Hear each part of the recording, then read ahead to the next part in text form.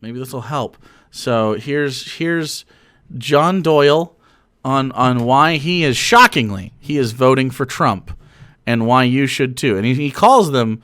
He says that these are going to be like bipartisan or something. In the thumbnail, it was like, oh, this is going to be a bipartisan reasons to vote for Trump. I'm sure this is going to be totally fine. I'm sure John is going to be well reasoned here. So last call to decide. This is going to be the deciding factor on your vote for 2020. Is John Doyle talking about voting for Donald Trump? Let's go. Hello there, ladies and gentlemen. Welcome to the video. This is going to be a bit different than what we usually do. Right now, I'm just going to explain fundamentally why I support Donald Trump and why I will be voting for him and why I think that you should too.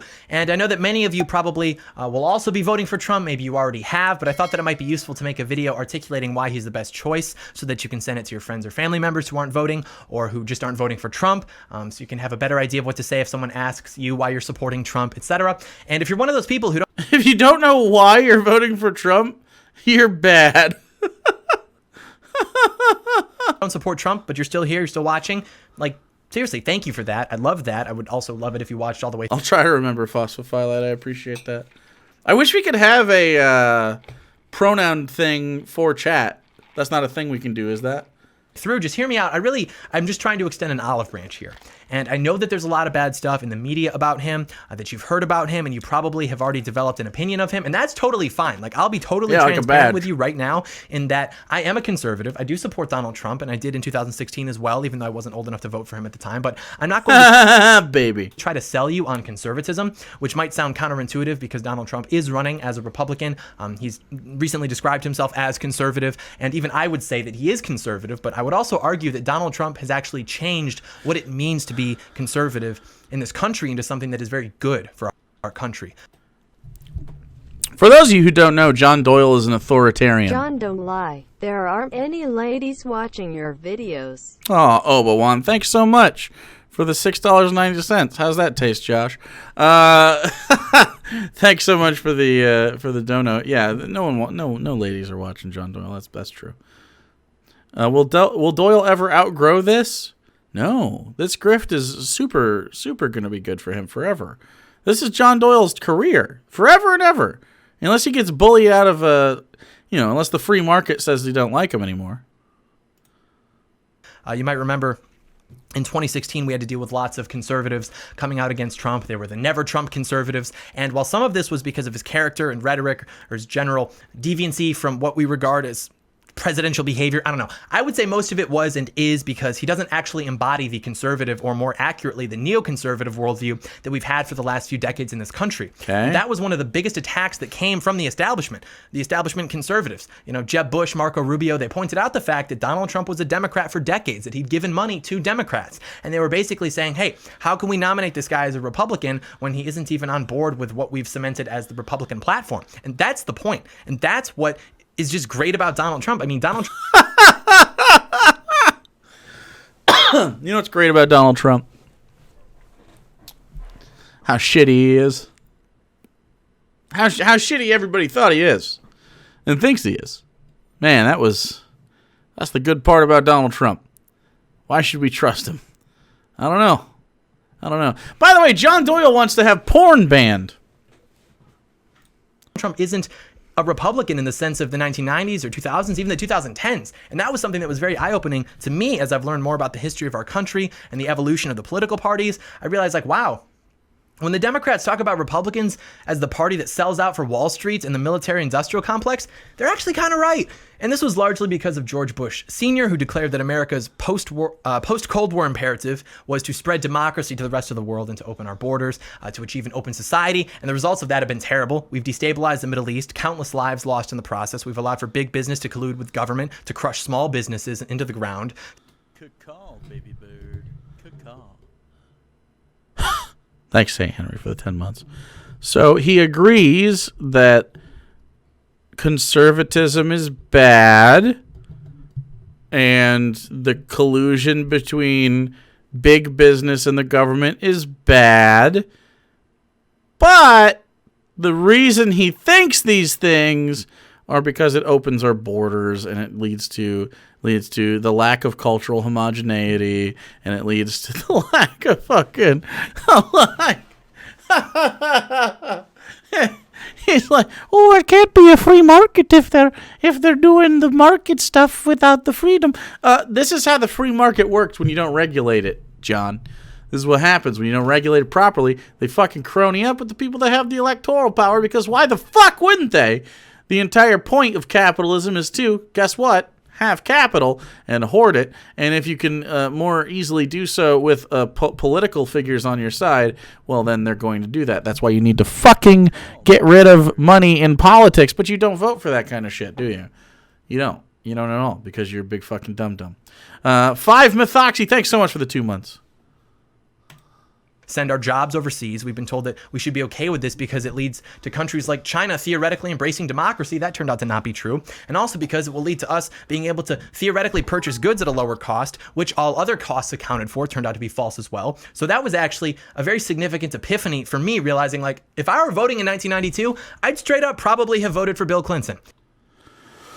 Holy shit. Remember, Michiganders, John's a gross pointer who pretends he's from Detroit to get street cred. He also lives with his mom and dad, and his last job was Subway. What does he know about the world? Yeah, that's true as well. Subway teaches you a lot about the world. You know how I know? Okay, have you looked at the Subway menu? Have you looked at it ever? You ignorant slut. Explore our menu. Look at this. Look at this. Well, you don't think this is a worldly menu? Okay. Do you even know where the Black Forest is? Pretty sure that's where elves are, okay? Do you even know, what do you know about meatball? Marinara, Italy, Italian. Very, very worldly. This says Italian as well.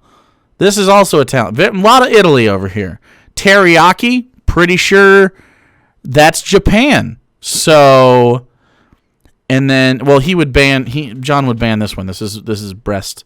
He doesn't like those. So yeah, he's obviously very worldly traveled. Do you know how many chicken teriyakis he's made in his life?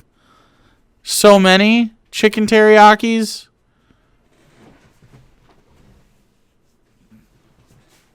Just saying.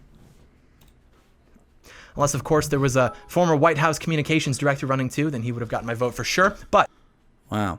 John used to be a leftist until Jared Fogle came to visit his Subway and took John for a private ride in his sub-shaped limo. That is so dark, Wind Chanter. That is the darkest.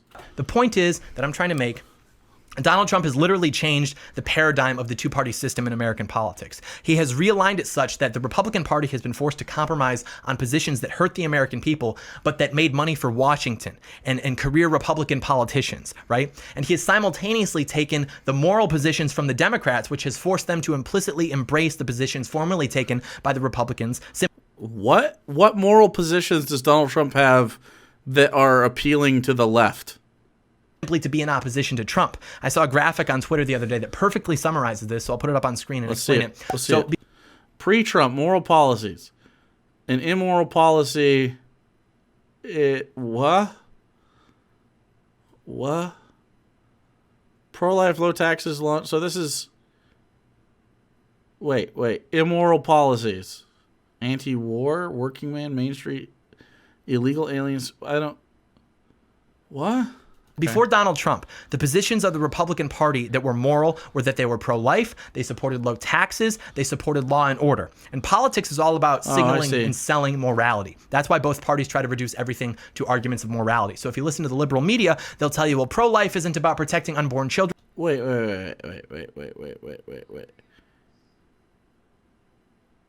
So, the left is still anti-war. Law and order isn't a moral policy, nor would I consider pro-life a moral policy.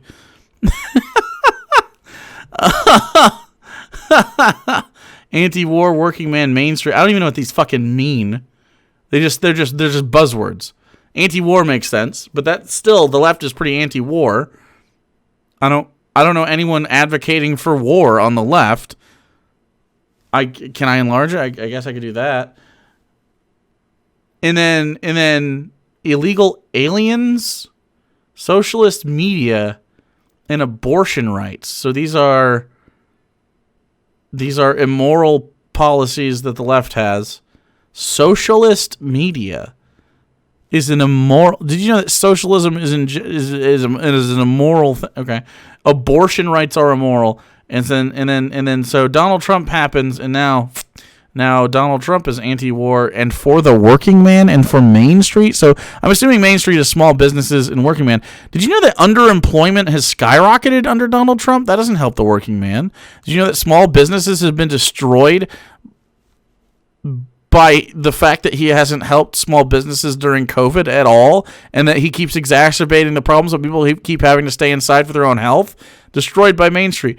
Okay, Wall Street, endless. Wall Street is not being propped up by the left. Wall Street is going to be taxed out their asshole by the left. What are you talking about? Again, endless wars. No one wants wars. No one wants these, unless you mean like Barack Obama. And even then, he didn't really want the wars. They were just there. And you can't like necessarily just pull out of those things all the time. Not to apologize for Barack Obama, but I mean, part of the reason you can't just pull out is the same reason that we have it in the first place. You have to stay and help infrastructure, hopefully, but you need to get the way that your military operates needs to change. Green Apple Eddie. Thanks for following. Military complex again. We want to lower the budget of the military industrial complex. This doesn't make any sense. These are not things. This is not a good example of how anything has happened. In fact, what I would put here is stuff like healthcare, childcare, housing, food, internet access, climate change. Like what? These are not ideas that the left has that they want to keep going. And selling morality. That's why both parties try to reduce everything to arguments of morality. So if you listen to the liberal media, they'll... This is why I don't bring up morality if I can help it in an argument. It's about liberty. Tell you, well, pro-life isn't about protecting unborn children. It's actually about controlling women's bodies. Low taxes isn't about allowing Americans to keep more of what they earn. It's about letting big business get away with not paying their fair share. Law and order, that's not about... John, when we talk about low taxes, I'm not talking about taxing your Subway paycheck more than you have already been taxed. I'm not talking about attacking you and your money. What I'm talking about is, in fact, big businesses having to pay their fair share in taxes. Yes, we need big businesses to pay more in taxes so that filters down. Okay, this is not a trickle down. This is actually it's forced down. It's an aqueduct of funds, because what you need people in the lower, middle, upper classes. You need them to have money that is moving around. You can't have it stagnating. Okay, and if the lower class and middle class people have money to spend on goods and services, as you would know as a capitalist, John, that is more ideal than having it stagnate at the top and having low and middle class people not have enough extra money to do anything with to keep the economy afloat. That's how the economy works. The economy isn't how much money we have and then it creates a buoyancy effect. No, the weight on top pushes everything down and it starts to sink under its own weight. What you need to filter it off the top and into the bottom. Circulation is what keeps the economy afloat, and how you don't understand that, and how most Republicans don't understand that, is just absolutely fucking asinine to me. It doesn't make any sense. About keeping Americans safe so they can live their lives in peace and do as they please. It's about militarizing the police so they can harass minorities. And since the vast majority of the media, Hollywood, and academia are left-wing, these moral obfuscations from the left are pretty common. I'm sure you've heard them 1,000 times before by now. But conversely, the Democrats had a few very important moral positions before Donald Trump as well. You don't disagree with that, Green Apple Eddie? What I just said? You don't disagree with that? Mainly that they were anti-war. They were for the working man. Property right. What are we talking about? We're not talking about property rights. What are you talking about? You stay on topic, Eddie. If you want to be part of this conversation, you can be, but you got to stay on topic. You can't just be manic, okay? This happens a lot with right-wing chuds. This happens. No, I won't shut up. See, this is the thing. I won't shut up. You can't silence me. This is what it is. You're gonna get banned if you don't stay on topic, right? If you just say random buzzword shit, if you're just like, property rights. No one's talking about property rights right now. We're talking about policies in regards to Donald Trump and the left and the right and all those things that go in hand with that. And I was just now talking about how capitalism actually works and how you need to tax the top in order to infuse the bottom just under capitalism, not socialism, just under capitalism to make the model work properly, okay? And you just say words that don't mean anything. So what you have to do is you have to stay on topic. You can be part of the conversation if you want. And if not, you can just fuck off. I don't care. I'm in charge here. I mean, like, what do you want me to do, man? Like, I'm not going to deal with you if I don't have to.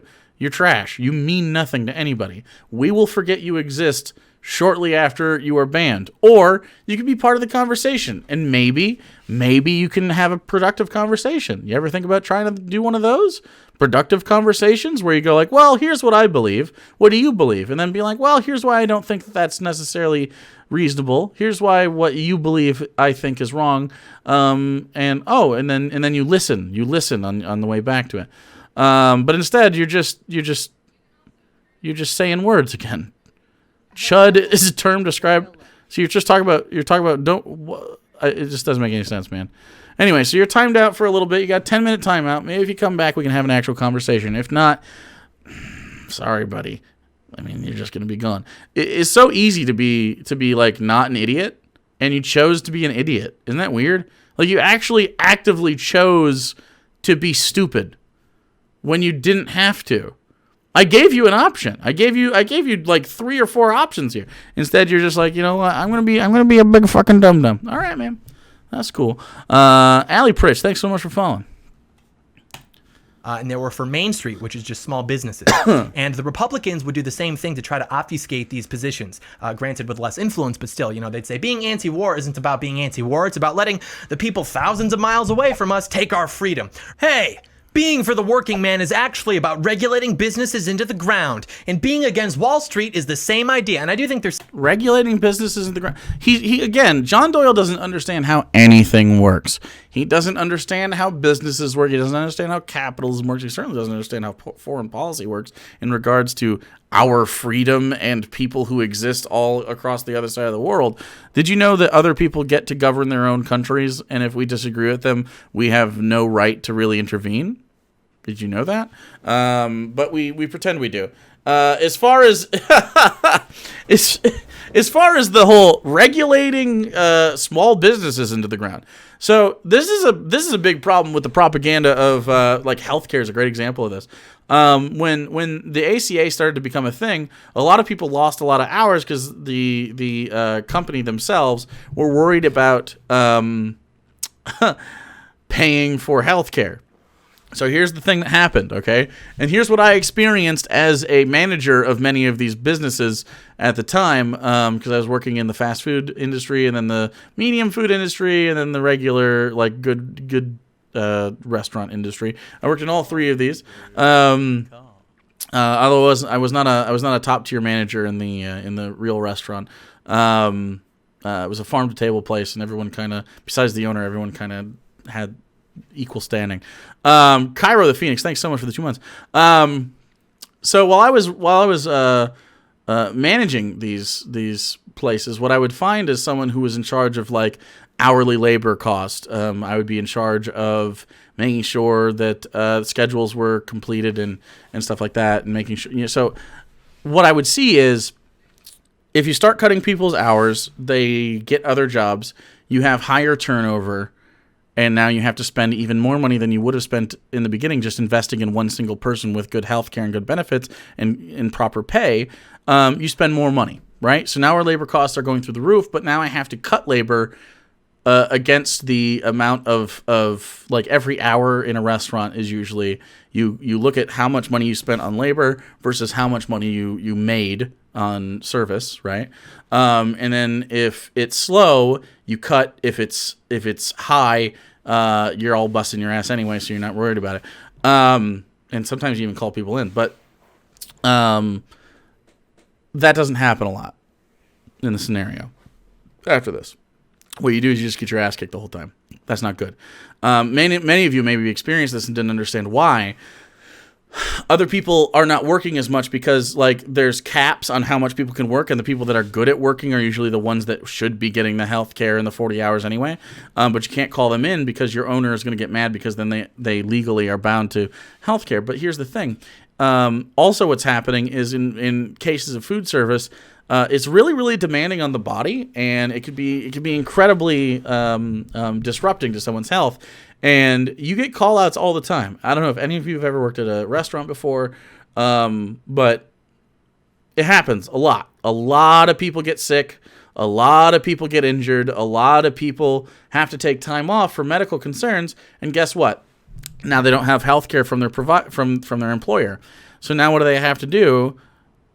They have to take less time off. So now you have sick people coming to work, which spreads sickness at work, which makes more people take time off. It fucking feeds back into itself. This doesn't work. This is a model that not only in restaurants happens, but everywhere happens. Any small business with multiple employees, this is going to happen because you don't pay attention to the things that would help. It's a short-term investment. It's so short-sighted to be like, I'm not paying for health care, okay? And then they vote against socialized health care, which would take the burden directly off of the small business owner and not apply that pricing to each individual employee. It would be vastly cheaper to have socialized healthcare as a public healthcare amenity than it would to have private healthcare through your employer. And they still vote against that because they don't understand how capitalism works. Again, if you have a well taken care of, like a well compensated and a workforce that has access to healthcare at all times, business is a booming, bro. Who buys your food? Workforce people. When are the big times? There's a reason, okay? Think about restaurants again. When's the busiest time, restaurant people? People who have worked in restaurants. The busiest time. Early in the morning between 6 and probably 8, right? About 6 to 8, okay? Then you get the lunch boom, and then you get the dinner boom. Why is that? Because of jobs. That's the way that people schedule their jobs. Go in early. You go in at like 9 to 5, so between 6 and 8 during your commute. A lot of coffees, a lot of other stuff.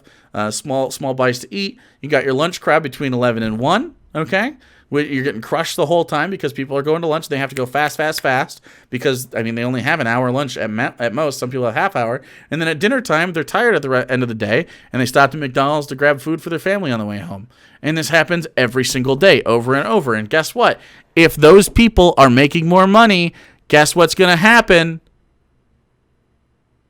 They're going to spend more money at your business, you big fucking dum-dum. And guess what? If they don't have to take time off work because they have socialized health care, you could be more productive. You make more money. It helps capitalism. You're so fucking stupid if you disagree with this. You're so stupid.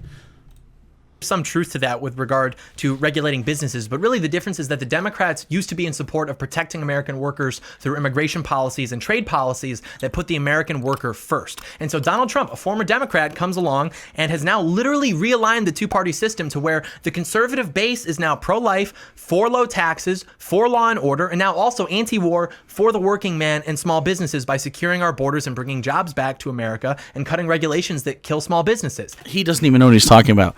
Everything about this working man Main Street bullshit, and especially anti-war, hello, Donald Trump's dropped more bombs than Barack Obama. What are you talking about, dude? Donald Trump has been more proliferation of war than we've had since George Bush. Like, that's just how it is. As far as the working man, again, underemployment through the roof, Main Street, all businesses are dying because of his mishandling of COVID. You're talking about immigration as though it has anything to do with the average American's job. Immigration jobs, again, and he lives in Michigan. He should know this kind of stuff, but he doesn't because he's a fucking child. He doesn't have any respect or perspective on how the world works. Many seasonal jobs are where immigrants get a lot of their work from. In Michigan, it's a huge deal. Strawberry picking, blueberry picking. I mentioned a pickle company the other day because a pickle company lives not too far from where my mom lives, and that's where a lot of seasonal workers get a lot of jobs. It's a pickle company. They pick cucumbers. Excuse me.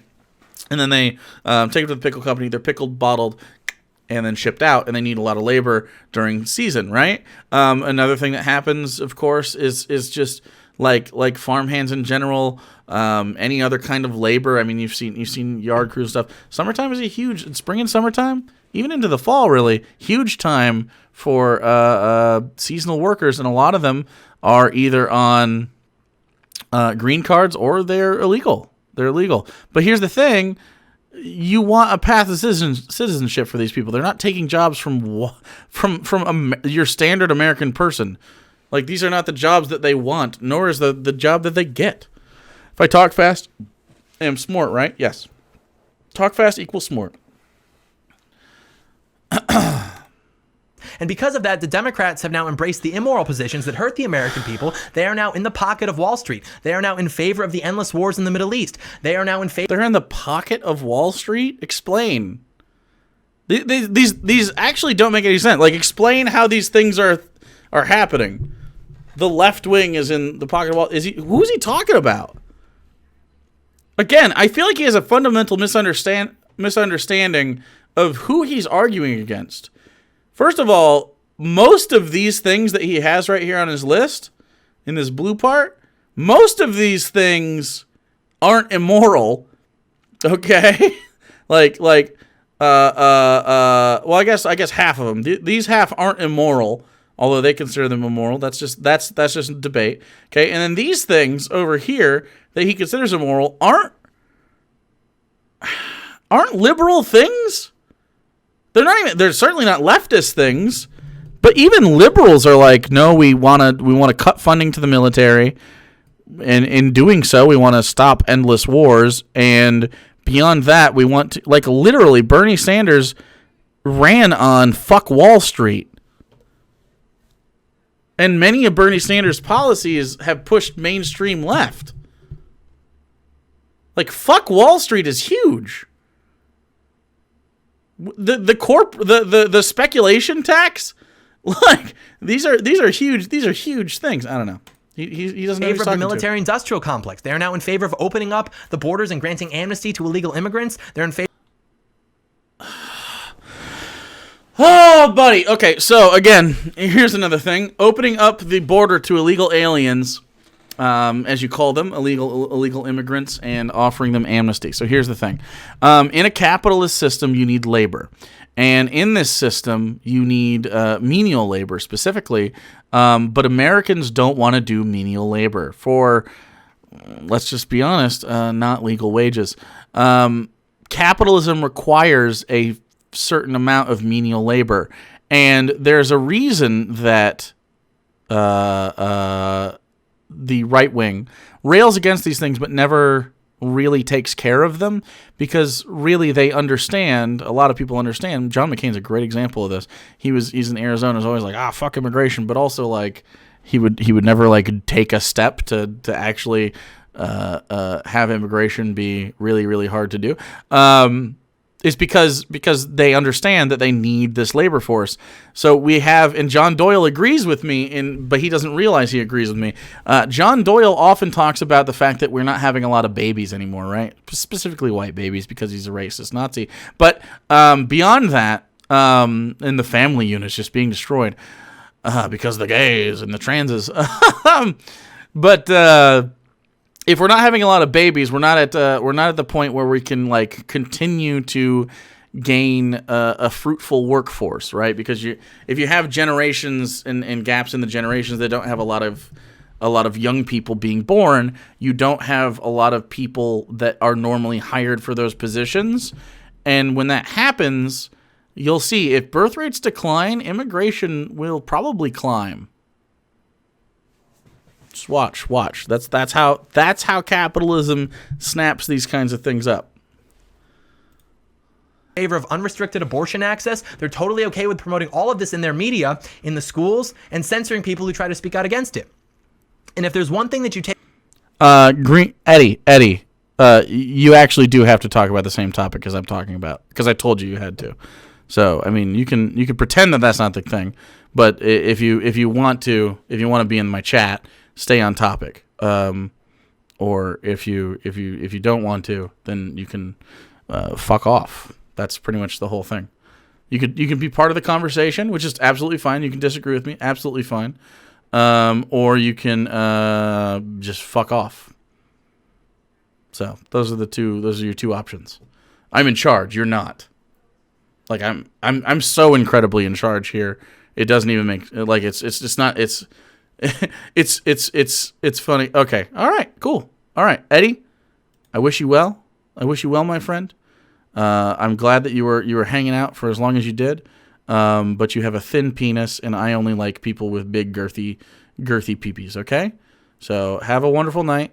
You are dog shit, and I think that probably you're very insecure. I don't need to talk about John Doyle, dude. Yes, you do. Bye. Boink. Wah, wah, wah. Wah, wah, wah.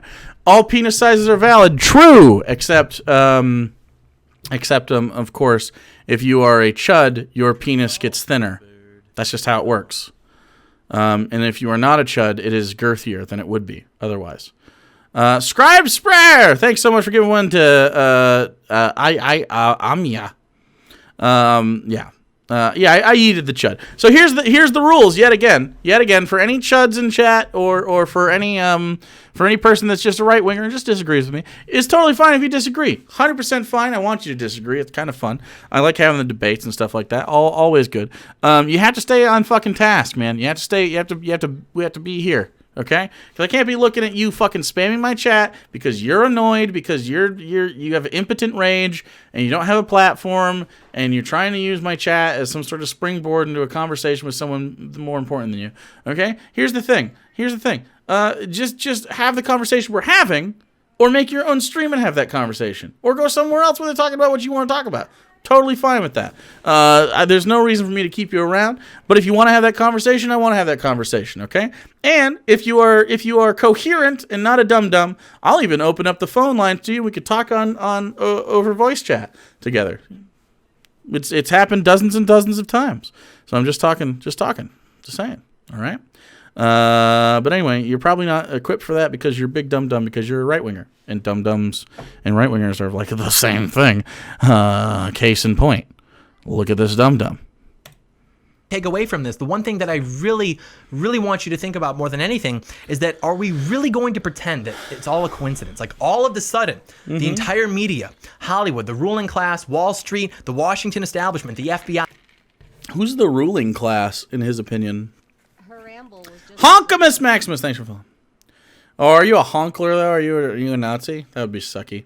Old school, thanks so much for the biddies. Doyle doesn't like the military-industrial complex in Wall Street. He's going to tell himself to heck off, commie. I know, right? CIA, all of those agencies, all of the bureaucracy over which Trump is supposed to have control. The Democrats. Jake is in charge because he has the biggest peepee. It's pretty average. It's a fine peepee. We got a little girth on us, okay, chat? We're fine. Many of the Republicans, especially in the first half of his term, are we really going to pretend that all of a sudden... Just an old name? Hell yeah. Thanks, Honkamus Maximus. Glad you're not trash. Those people have our best interest at heart, that all of a sudden, all of the people we know intuitively to be corrupt, to sell us out to make more money for themselves, and to gain more power... That's just capitalism. Why are you anti-capitalism? All of a sudden, they just decided Donald Trump, a man who was literally taking the moral positions from both parties to put the American people first. The American people first? He's literally one of those predator multi-millionaire corporation people that you just said intuitively harm Americans. You literally out loud said and described what Donald Trump's business practices are, and you're like, nah, but not him, though. God, you're stupid. You also said something about intuition, which is just amazing. A man who was taken on Wall Street, the military-industrial complex. What? When you say he's taken on Wall Street, can anyone point to something where Donald Trump took on Wall Street? What does that mean? What does it say? He literally lives on Wall Street. I don't even know what you're talking about. He didn't do anything. Big Pharma, all of a sudden. He didn't take on Big Pharma. those people are just going to be honest with us that all of a sudden the most powerful people in the world, the people who control what information is put on our screens and into our minds, that they're just going to establish a consensus that Donald Trump is actually bad and that they're going to be honest with us about that? I don't buy that for a second. When did Donald Trump take on Big Pharma?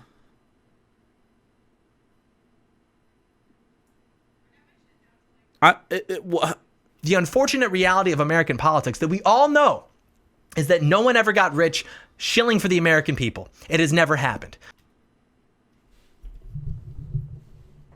Toby Keith exists. Toby Keith is a person. What? American soldier, American, fire of my freedom. So do you think that it's possible that if, say, there were someone, a billionaire reality TV star who really doesn't know a whole lot about politics, he doesn't speak with a large level of sophistication, but he does have instincts, he does love his country, he also has a tremendous ego and would love nothing more than to be the guy that spearheads the fight to drain the corruption from our political system? Explain the corruption in our political system that Donald Trump has taken time to destroy. He is literally just saying words. John Doyle is just propaganda at this point. He's not saying anything of substance. You guys, this is propaganda 101. He's going to spearhead to take out corruption. How? Say it. Explain how. It never comes to that. It's only words that sound good out loud. Trump mentioned drug prices, then proceeded to strip ACA. Exactly. Trump ran on drain the swamp and then pumped the swamp directly into the White House. Exactly. Do you think it's possible that if that happened, the people pulling the strings would do everything in their power to convince you that he's evil, that he's working against you, he's working with Russia, whatever they can think of? It doesn't matter, because the people who have profited from making our country and our families weak are now using their influence to try to convince you that actually they can be trusted.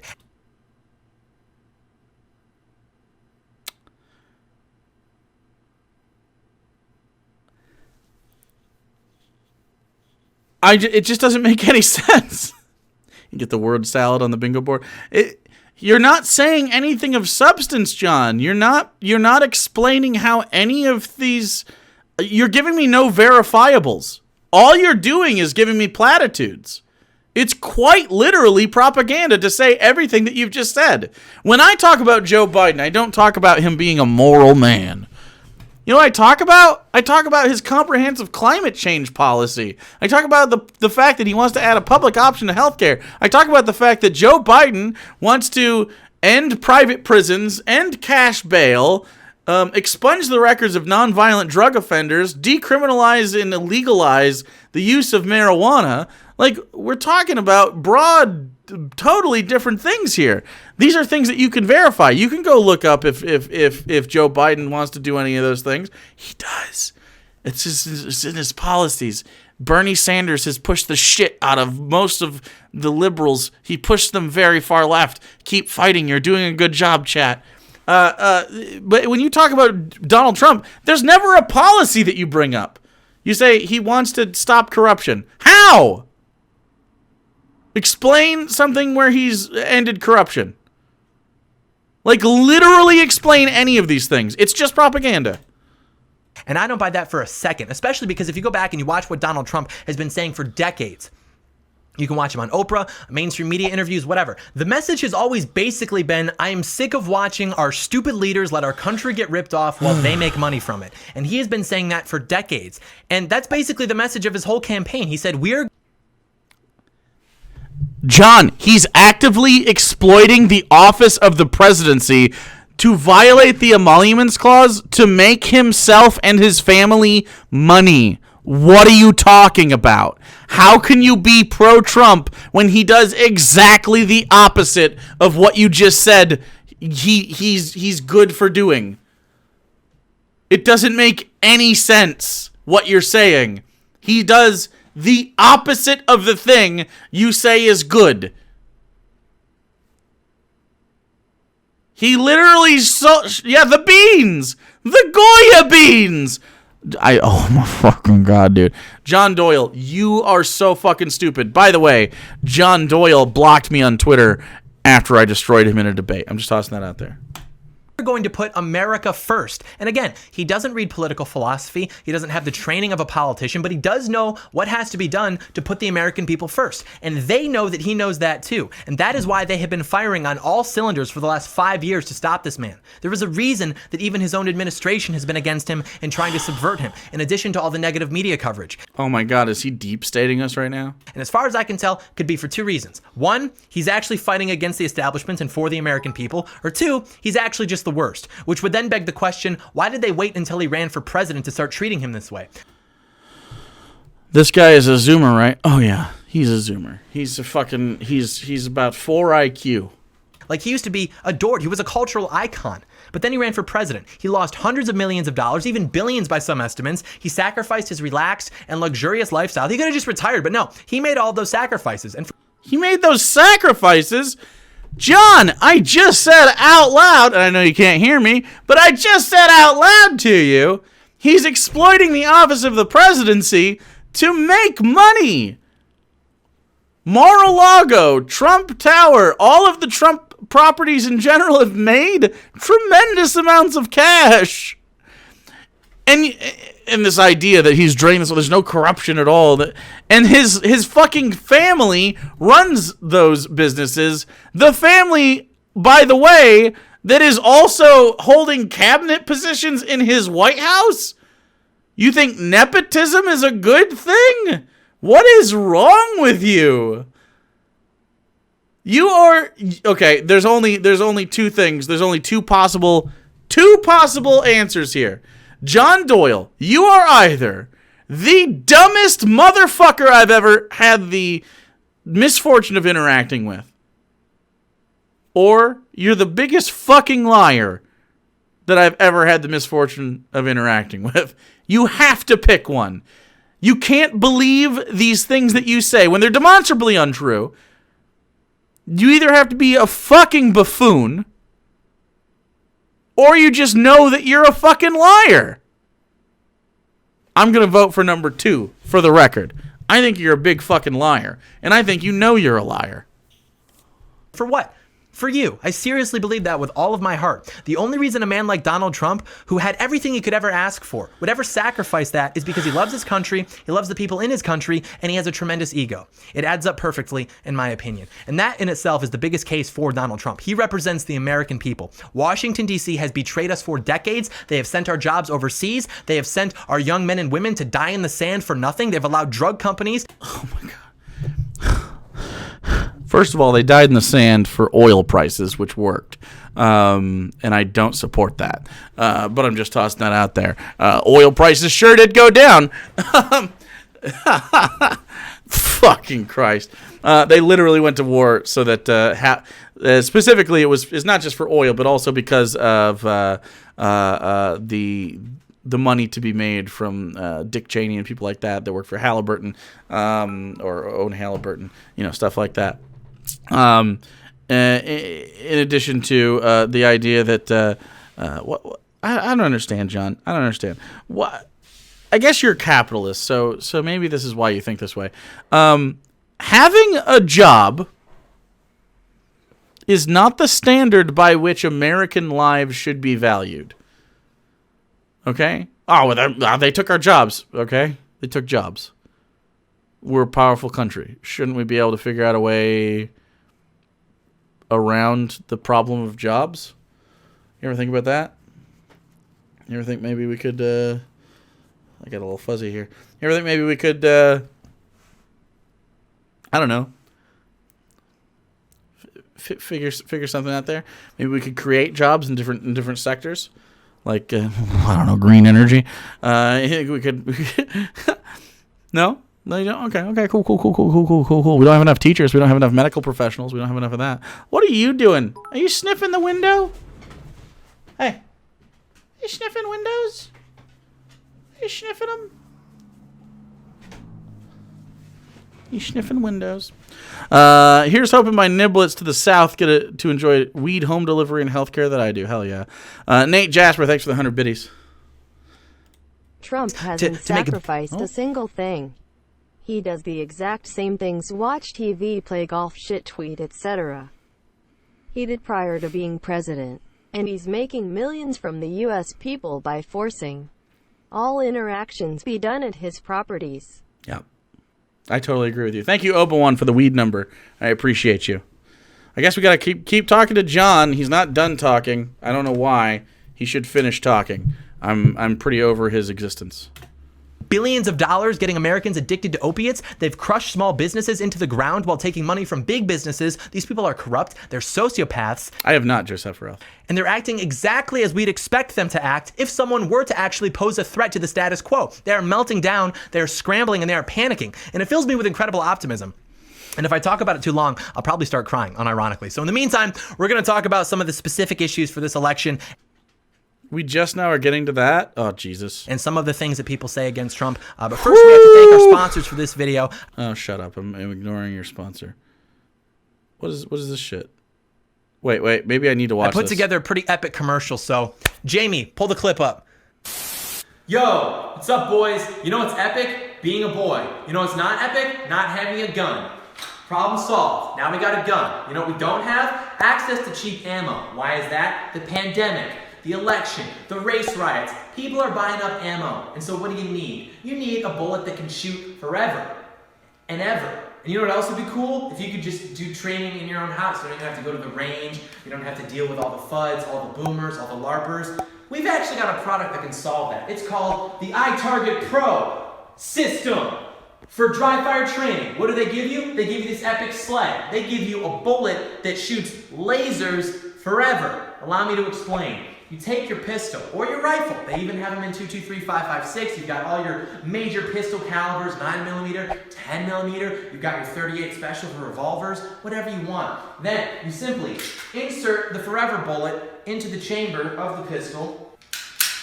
We're good to go. Then you simply line up and then see that was a bullseye. Another 10, 8, 9. The point being that it helps you anticipate the recoil of the firearm. You know who does dry fire training? The US military, law enforcement.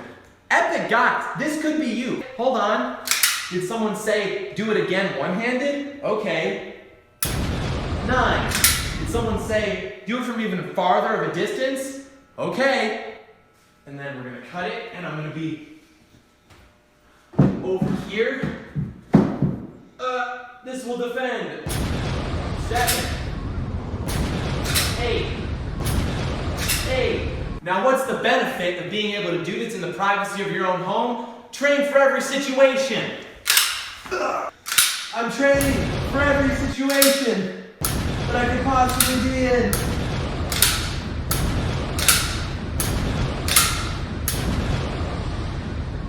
More situations.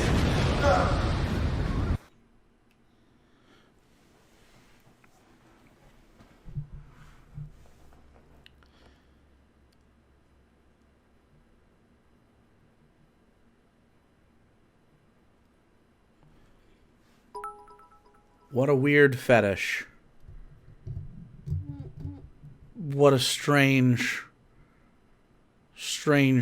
this is incredibly cringy. So I grew up with guns and around guns. None of what he's doing is proper gun safety, nor should you do this kind of thing if you respect the institution of firearm training. This is not how it's done. If you want to buy your fucking laser bullet, go ahead. But this is absolutely the cringiest piece of shit I've ever seen. It's not ideal.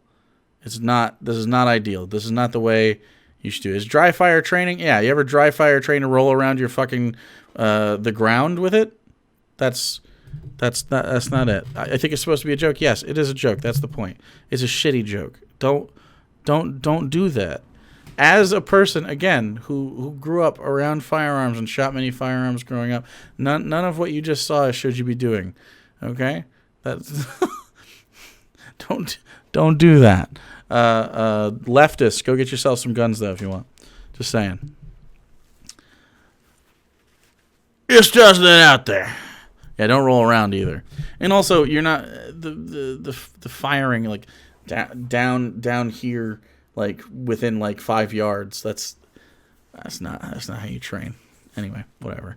Dry fire training, for the record, is less about accuracy and more about clearing the gun and then getting shots off and then reinserting the gun. It's about the reaction time for clearing the gun. Anyway, you don't need to know about this shit. It's about muscle memory. It's about training. It's not about. This is totally different and stupid. I don't know. This is. Let's keep going. Anyways, to get back to what we were talking about, you might have noticed that I say the American people a lot when talking about stuff like this. And there's a reason for that. And the reason for that is that our government exists first and foremost for us. It's like Abraham Lincoln said in the Gettysburg Address, a government of the people, by the people, and for the people. We're not talking... My take on gun ownership is that you should own a gun if you want. If you want to own a gun. What bit messages? What are you talking about? He's trying to be unironically cringe. Bunker Boy's losing it. Real bullet and Rector's dollar. Well, I mean, maybe. About a world government where all 7 billion of us have to follow one set of rules. No, we're talking about Americans. We pay for our government, and they exist to look out for us, first and foremost. That is their whole purpose. They look out for us, unless it's about anything we need? Like what? Healthcare is a thing that we should fucking be doing? How do they? Okay, I just don't. I will never understand conservatives. So the American stupid. government exists to prioritize the interests and well-being of the American people. This is a completely common sense and not at all controversial idea. Yeah. And this isn't because we don't want to get along with other countries or because we don't want to help them out. Of course we do. But the problem is that we can't even take care of ourselves. We have millions of homeless people. We have single mothers. Capitalism did that. Our family structure is deteriorating. See, what I tell you, I mentioned white babies earlier. That's what I fucking said. I fucking told you, but he doesn't understand the link. People are poor. They don't want to have families because they're not financially stable. And why? Capitalism. Why do we have single mothers? Because you don't want to educate people on fucking sex ed, John. So people don't know what the fuck they're doing when they stick their ding-dongs in other people's hoo-has. They don't know because you don't want to educate them. What? You're so dumb. So dumb. Our healthcare system is a total disaster. Capitalism, because of capitalism. It got too complex because of private healthcare, and individuals can't afford the amount of the price of most healthcare. And so if you crowdsource it and make it more simple and more streamlined, crowdsourcing, which, by the way, private healthcare companies literally say maybe you should consider crowdfunding to pay your bill. What's the difference? What's the difference, John? The only difference is, of course, that you feel as though that's compelled, but you don't feel as though it's theft if your tax money, goes to like a military person. How do you not find that taxation is theft under everything else but healthcare? Come the fuck on, man. These are problems that capitalism caused that you're trying to use capitalism to fix. It's literally putting fire out with more fire. It doesn't make any sense. I don't want to have kids because they're shitty, but I'm gay as fuck. Well, there you go. You can also be gay. Wages have been stagnant for decades until recently under Donald Trump. No. Until recently under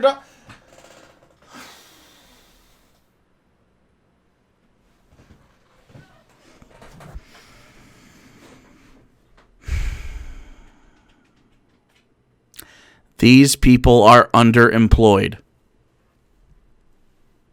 Underemployed. They are not making enough money to support themselves or buy themselves even the most basic shelter. What are you talking about? But the point is that we have a lot on our plate and we are hurting. And so before we start thinking about helping other people, we need to focus on our people first, because if we don't do that, then pretty soon we won't even be in a good enough position to help anybody else out anyway. Who's our people? What's he talking about? Who was anyone trying to spend money on other people?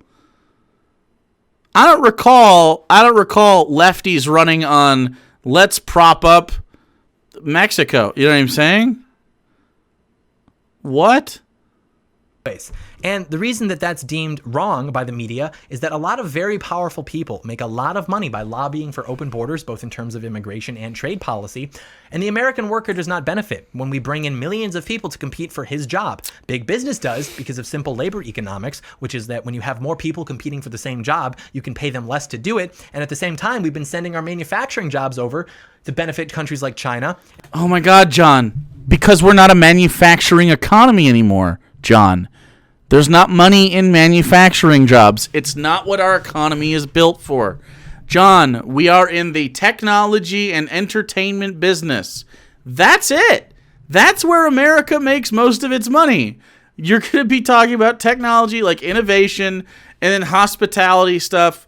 A lot of people come here on vacation. We're not in the fucking let's build steel beams business. We get steel from like Japan and shit and Mexico. That's where it happens because that's where the wages work for those people. It doesn't make any sense to be here for that. We are not a manufacturing economy. Why do Republicans and conservatives not understand that we are not a manufacturing economy? We're not going back. We are not going back to a manufacturing economy. It's not happening. We are phasing out of that slowly. It's just you can't put it away. Things that we can invest in, things that we are going to be making a lot of money in, green energy and the infrastructure therein, whether it's wind power, whether it's solar power, whether it's some other renewable resource. This is not how things work. John, we're not making fucking glass. We're not making iron. We're not making any of that. We're expanding into other technologies. Conservatives unironically want to restart the Industrial Revolution, complete with no unions and child labor. Yes. I don't understand. We still have, consider the fact that we still have jobs. Because, they want this blue-collar idea. They're just picking up hammers and hitting stuff with them. Infrastructure is huge. We need to reinvest in our infrastructure. And to do that, we're going to need to tax Wall Street and corporations, people that have billions and billions of dollars. And that's totally fine. And it's something that you should ethically do. And guess what? Guess what happens there? It's a short-term investment in a jobs program that starts from the government and works its way down throughout all the states that need any infrastructure whatsoever. You're going to have enough labor all over the country, including but not limited to American citizens and people on green cards working on these infrastructures, roads, fiber optics. You're going to have them working on internet. You're going to have them working on solar. You're going to have them working on wind. Okay? This is going to be a huge jobs program. You're going to have a whole generation of people throughout this country that build very lucrative careers on basically building this country to where it should be once we start to invest in that. John, that's where that money is going to go. You're not going to get these manufacturing jobs back where people are sitting in assembly lines anymore. The jobs that you're going to get are going to be people that are working on making the country an up-to-date country. And then after that, we're going to continue into technology and innovation. That's just how it works. I know we make glass, but what I'm talking about is we make a short amount of a lot of stuff, but a lot of things that we import. That's just how it works. It's just the way it works. The Good Public Works Project could be turning all of those empty malls into low-income housing. I would love to do that. That's exactly my idea for my community here. This guy is absolutely just so fucking stupid. And so we have American workers competing for fewer jobs against more immigrants from third world countries because big business makes a ton of money from it. Okay, immigrants from third world countries. So wouldn't you say, John, that a federal minimum wage would protect against the exploitation of low income workers and provide an incentive to hire an American prior to someone else because it's the same price overall, and you wouldn't want the complications of having an illegal immigrant working for you if you could help it, if all things are equal. Very strange, John. Very strange. If only there was some way to guarantee the wage of a worker. Maybe starting with class introspection and looking through the lens of class, could we address the problem that you just brought up under capitalism, you fool? And we'll talk about the economy because that's kind of the most important issue typically with elections, and our borders are directly related to that. And also to our country as a whole, like our whole purpose. Because if we don't secure our borders, what's the point of even having a country? Like, what are we even doing here? We just dwelling? No, there's more to a country than that. And so we have to secure our borders not only to protect the American worker from unnecessary foreign competition that has been lobbied for by big business, but we also have to have a country. We have to have a country, so we have to have secure borders. But your definition of secure borders runs tantamount to the reason we have immigration. Like... Yeah, UBI is a good idea, especially as you enter automated capitalism. So again, when he says strong borders, John Doyle very much cares about strong borders, not because he cares about how it impacts people financially. Okay, he pays lip service to it. He says, they're taking our jobs. They're not taking our jobs. It's not a thing. There's no evidence to support that the small minority of people that happen to be immigrants take jobs from American citizens, because those American citizens weren't seeking out the jobs that the immigrants end up having. That's just, this has been debunked since George W. Bush, and it's going to continue to be debunked. And frankly, it makes a lot more sense to have a path to citizenship, so they're paying not just transaction taxes, like your 6% tax on your Coke or whatever. You're paying income tax. Why would you not want these people that are, they're moving here. They're coming here either way, right? Give them incentive, right? Say, okay, we'll allow you in under these circumstances. Okay, I don't care, but this fucking Betsy Ross who wrote the Star Spangled Banner, what is the capital? I don't give a shit about that. Okay, what I care about, I don't want your American naturalization test. What I give a shit about is if you are a good person and you want to be here. That's pretty much it. If you're a good person that wants to be here, you're gonna work hard at whatever you have to do because you fucking crossed. It's not a safe journey to cross the southern border here. Bagope, thanks for following. So I want you here. That's the type of person. That's the American Dream 101 is someone who wants to work really hard for what they have. And make it in a new place. That's totally fine. John Doyle doesn't want these people here, not because of the effects on labor. He doesn't want them here because of the effects on culture, specifically in regards to voting, because it turns out people from other cultures, when they are alienated by the right wing, don't vote for those people. They end up voting for his competition. So he doesn't want them here for a very pragmatic reason. He doesn't want minority people here in the country because they vote against his authoritarian, right-wing, racist politics. Shocker. Donald Trump is in favor of all of this, whereas Joe Biden is not. Joe Biden wants to decriminalize border crossings so that anyone can come in. He wants to give citizenship to tens of millions of illegal immigrants who are here illegally, along with preventing them from being deported. Yes, and this is a good thing, because they're already part of the economy. John, do you understand that getting rid of illegal immigrants en masse when you find them in the country instead of naturalizing them, do you understand that is literally creating a vacuum of labor in a capitalist system that demands labor? How are you this dumb? You force me to argue on behalf of capitalism because you don't understand how the world works. They're already part of the workforce, bro. What do you think illegal immigrants do? They just show up here and fucking live in a house and they don't do anything? It's taking, what is it, 22 or 11 million people that I don't know, between 22 and 11 million people, whatever was on that article there. It's taking 22 to 11 million people and going, instead of kicking them out and causing a vacuum in labor, it's saying, okay, you have a path to citizenship, pay your taxes. Holy shit. Now they're taxpayers. It's just, they abuse entitlements. I want to die. And he wants to get rid of all the immigration orders that Trump has enacted while in office. And that's just not Thanks for following, I Eat Babies. not fair to the American people. It's not that we don't want these people here, but it isn't fair that our economy has to suffer since a majority of these immigrants, both legal and illegal, are on welfare programs, that on the net they take more from the economy than they contribute in taxes. Oh, God. No. No. This right here is in the first year. These statistics don't. So over the course of, after 10 years or so, living in America as a illegal alien, you end up being a net benefit.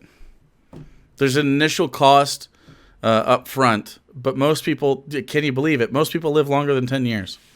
Wow.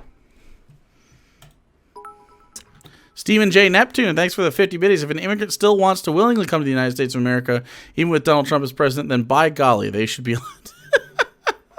Imagine seeing what's going on here and going, this is still a better option. That's what I'm talking about. And that our workers have to compete with them for jobs to get paid less because our government has sold them out. Callawam! Thanks so much for giving one to Keeper of the Art. When they're supposed to be working for them. Trade policy is related to this as well. Joe Biden supported the trade policies that sent American jobs overseas and hollowed out towns all throughout the country. I mean, why do you think the Rust Belt went for Trump? We're tired of it. We're tired of being sold out. We're tired. You're not...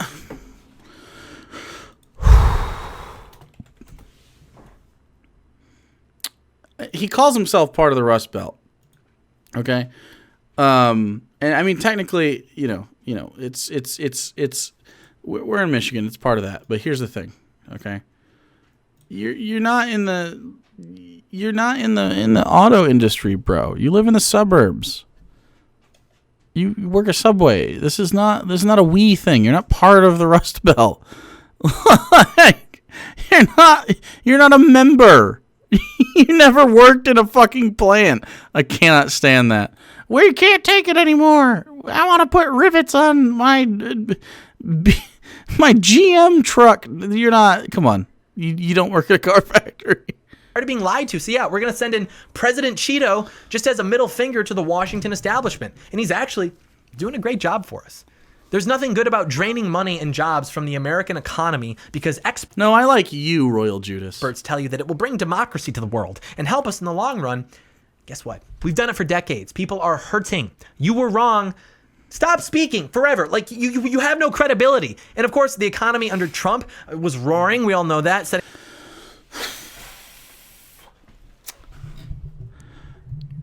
Wall Street numbers that are doing a good job under Donald Trump do not mean that the average individual is doing well under Trump. Again, underemployment is ridiculous. Underemployment is, of course, when you have a job that doesn't pay enough for you to survive. Even if you work your 40 hours, you're underemployed. Because, of course, wages have not increased under Trump. That's not a thing that's happened. The federal minimum wage has stayed the same. The only wages that have really gone up are for the top 1%, and that's how you get these kinds of numbers. Is you say, oh, well, the average family saved $3,000 in taxes this year. No. If you eliminate the top 1% or 2% or something, the billionaires basically. If you eliminate the billionaires and some of the upper echelon millionaires from the tax break that Donald Trump gave, people aren't paying any different amount of taxes under the Trump tax cuts. Sorry, they're not paying less. The average family pays the same amount. There's been no change to their tax structure. This is not a good thing, because what that means is there's less funding for all the things that those people need, like their schools, like their fucking health care, like their ability to get dental and eye care, like all of these amenities, roads, water, all of these things are under threat because of the Trump administration. But he doesn't understand that because, again, he really doesn't know how the economy works. setting all sorts of records, lowest unemployment for all different groups of people, record high. Low unemployment is not a good thing. Unless those people are making living wages. And they're not. Workforce participation, stock market was great, breaking records, manufacturing jobs were coming back, and then even after the pandemic. Again, we're not a manufacturing economy. We have a small sector of American jobs that are manufacturing, and there's a reason that we have a small manufacturing sector, because the payoff ratio is not good enough to make steel. Steel is a big one. Steel is the one that we outsource probably more than anything else.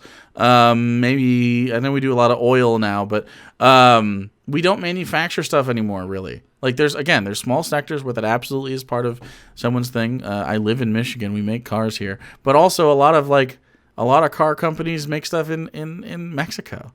I mean, there's all sorts of places that they use Mexico. Right on the border of Mexico, there's some pretty good economies in those areas where they have like car manufacturing companies in Mexico. They take those cars, they ship them to the U.S. Toyota is a great example of this, and they can use the low labor cost of Mexico and Mexican workers because they have a lower wage requirement. Then they can take those cars, sell them for cheap in America because they were built. Even though it's a Japanese country, they're built on Mexican soil, which is much easier to ship to American soil for obvious reasons. And so you get to exploit the labor of Mexico. This is the type of thing that you need to be worried about. You should care about Mexico, for instance, because if Mexico had a reasonable human rights advocacy for wages under capitalism, what you would see is more manufacturing jobs being funneled to America. But you don't think about this because you're short-sighted. If Mexico had a comparable, and not just Mexico, Central and South America as well, all of those countries throughout there, but Mexico has more of the factories. If they had a reasonable amount of labor laws and the cost of labor was roughly equal, it would end up being cheaper to just make them in America. But again, he doesn't think about that. He doesn't care, right? Because they're Mexicans. They're not Americans. We got to take care of ourselves first. No.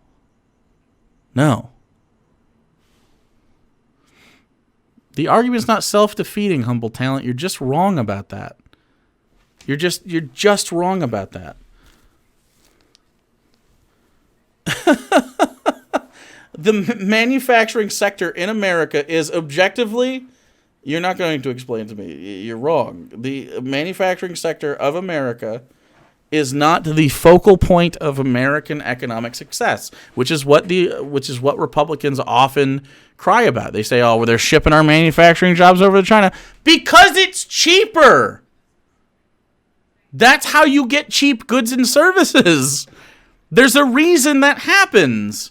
The argument that a Republican would make, because they're big, stupid, fucking dum-dums, would be like, well, if you just lower the American wages, you could have cheap stuff made here and the jobs will come back, which is why a lot of Republicans are tricked into this idea that we need to have low wages in America to compete with low wages in China or some shit. No, that's not the case, because underemployment is still a problem and people only have a finite amount of hours they can give and labor they can give in order to make something work.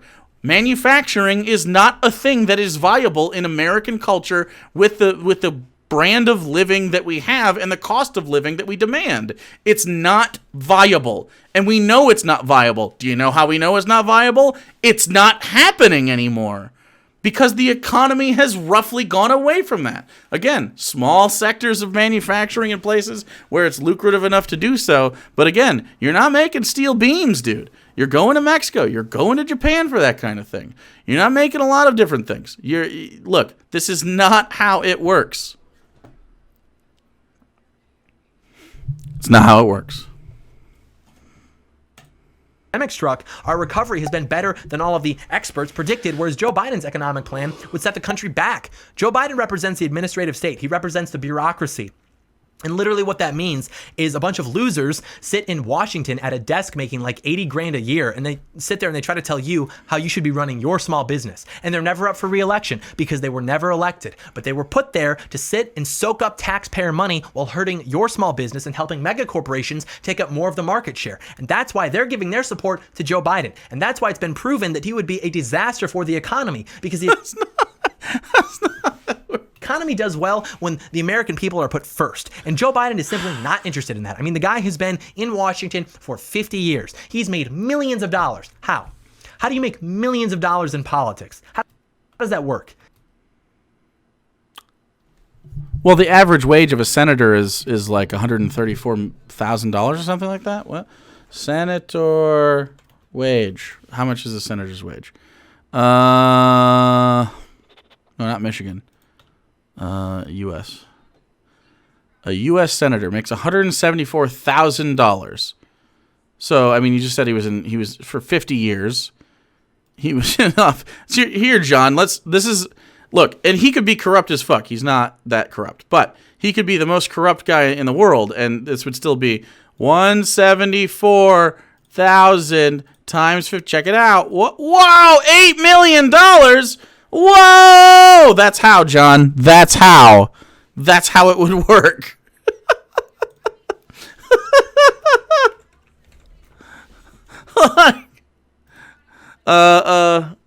Let's see. Let's see how much the vice president makes.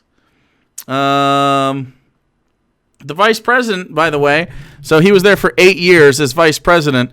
So let's say he was in Senate for 50 years, making $8.7 million. Remember, 8.7. So 8 times. Here's the vice president. Wow. 230,700. Not bad. So he made another $1.8 million just from being vice president. Plus,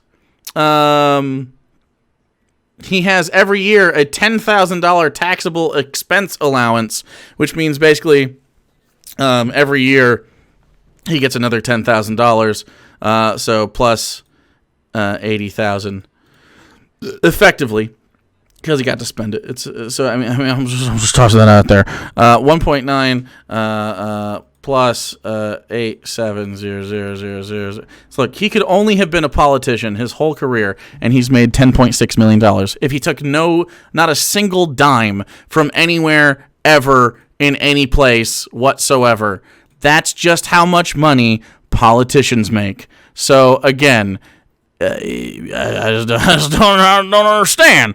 I just don't understand how you don't understand, my friend. It's very easy. It's very easy to do the math right there. How would he make millions of dollars? Doing the job he was elected to do. And again, I'm not a huge Biden fan. Vote for Joe Biden. He's way better than Donald Trump. But like just his service alone has granted him $10.6 million. You're a huge fucking stupid dum-dum. You're a huge stupid dum-dum.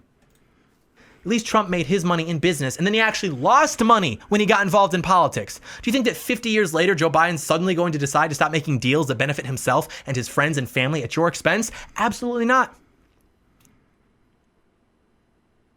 I'm sorry. He believes that Donald Trump has lost money by being president? He genuinely believes that Donald Trump has lost money. What?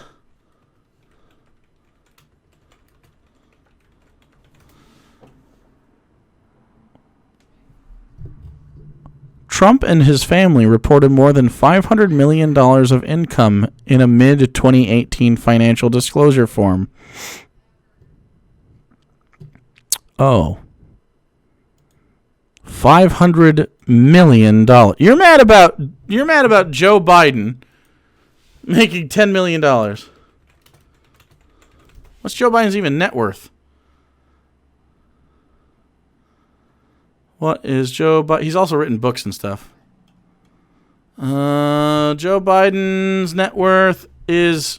Oh, wouldn't you know it? We just did the math. Isn't this wild? We just did the math. He's also sold books and stuff. Joe Biden is worth $9 million. Wow. And this is his portfolio. $4 million is tied up in real estate. He has $4 million in investments, and his pension is $1 million. Wow. Wow. By the way, in mid-2018, Donald Trump made $500 million. Okay, cool. Very strange. His record is clear. Same thing with foreign policy. Joe Biden voted to get involved in Iraq. He bragged about it. Biden wants to keep us in the Middle East. He wants to continue the forever wars because he's a part of the military-industrial complex. It really is that simple. He's not campaigning on bringing our soldiers home because he doesn't want to. That's not a priority to him. His friends make lots of money when your sons and daughters die, but it's supposed to be okay because, hey, they'll give you a flag and tell you that, oh, your freedoms are safe or something, right? What is he... What is this guy's actual I'm very, very, very confused about this. Okay. By the way, whatever the fuck your name is, don't fucking spam shit. Jamal, don't spam shit in my chat, you piece of fucking dog shit. You goddamn piece of shit. Don't spam stuff. You look like a big stupid...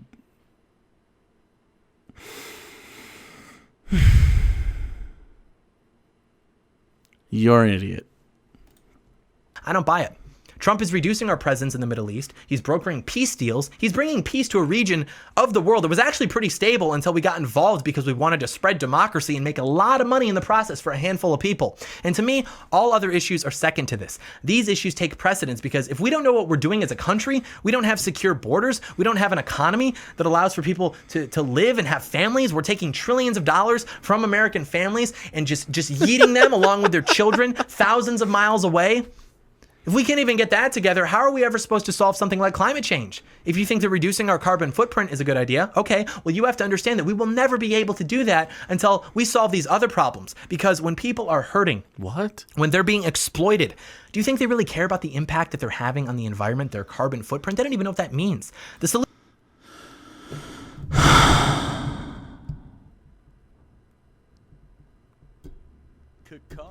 The Ender, thanks for 13 months. Gotta love how today conservatives are pretending that they hated the Iraq War as though 15 years they weren't salivating at the thought of killing Muslims. I mean, yeah, it's just this whole thing. John's almost done here, which is fantastic because he's now making the argument that Donald Trump is anti-war.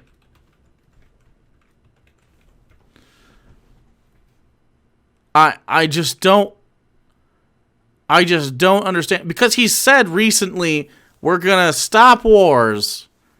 It doesn't make sense. Like, does anyone remember any of the bombs that he's been dropping? Like, Yemen was a huge one. like what? This guy drops bombs on all fucking stuff. He bragged about how big the bomb was. Do you not remember?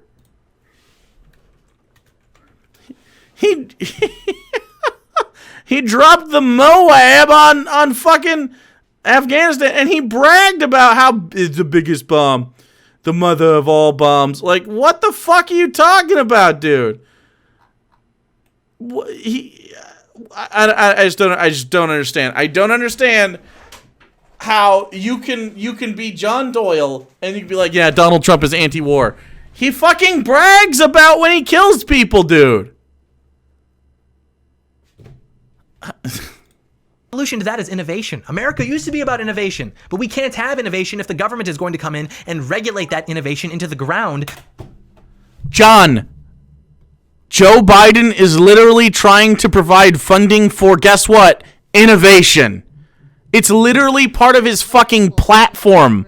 His entire his big policy on climate change is to drive innovation in the field with government funding. What are you talking about, John? He's literally dropped more bombs than any other president. Exactly. Because they've used their propaganda machines to tell you that it's actually in your best interest. Propaganda and that's all it is. It's all machines. propaganda. Okay, I told you earlier. Do you guys want to... How to spot propaganda. that going to be a thing? Recognizing fake news infographics. Let's see. 10 ways to spot misinformation. Nah. See, I had a whole book. Propaganda techniques. Oh, thank you. Let's see. Let me see if I can find any of these. No, see, these are stupid. How to spot propaganda. Well, basically, it's going to prey on your. It's going to have platitudes. It's going to have buzzwords. It's going to sound intuitive. It's going to offer no solution. It's going to often scapegoat, and there will almost always be an appeal to your emotions. I'm surprised that Doyle is a breathing... Doyle. Can we call him Doyle? I mean, do you remember when they tried to tell us for 2 years that Donald Trump was a Russian asset? Why don't you hear about that anymore? Because it was a psyop. They were trying to appeal to this long-held conception of American foreign policy that Russians equal bad. And then like, yeah, okay, hello 1980s department. Can we get our foreign policy back? It just wasn't true. So they moved on to the next thing. And that's all they'll do forever. And if Trump loses, they'll tell you, okay, we made a mistake, but it's okay. Let's just make sure that something like that never happens again. Shh. And then it'll all continue. The establishment will return to business as usual. They will profit. You and your families will suffer. It really is that simple. And I get that his tweets are off-putting. I get that he talks like he's giving a presentation that he didn't prepare for the night before. I get that. But frankly, those are inconsequential when compared to the bigger picture. All of that is insignificant compared to what he actually represents here and what this election seriously comes down to, which very simply put is that a vote for Donald Trump is a vote for putting the American people first. And a vote for Joe Biden is a vote for returning to the status quo of putting the Washington establishment and the ruling class first at the expense directly of the American people.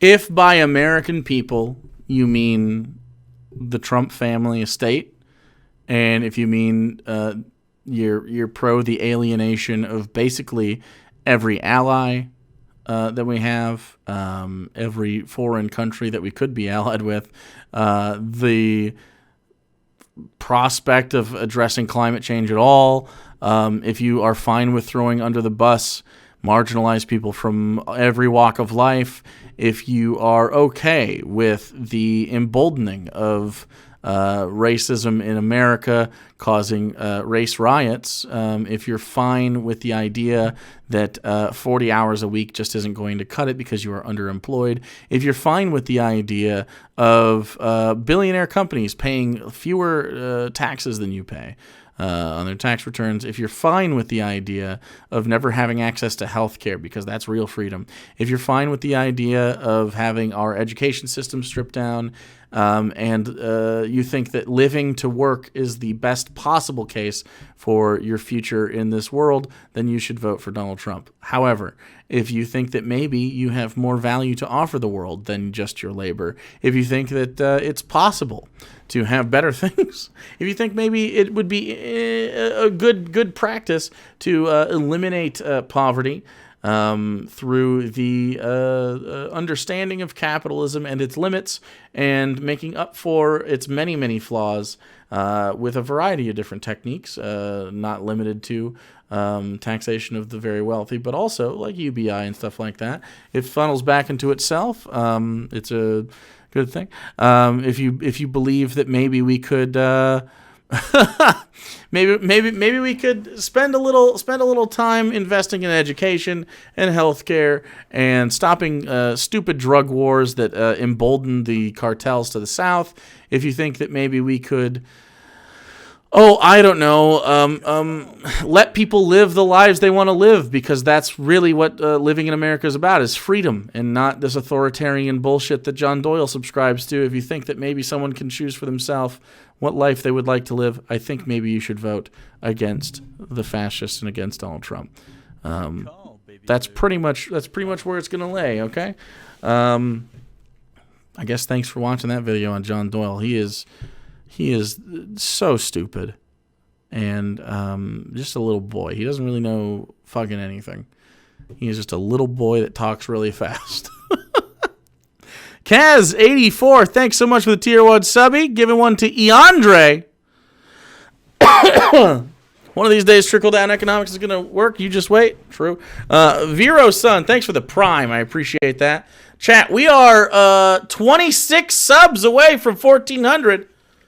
I think we can do that.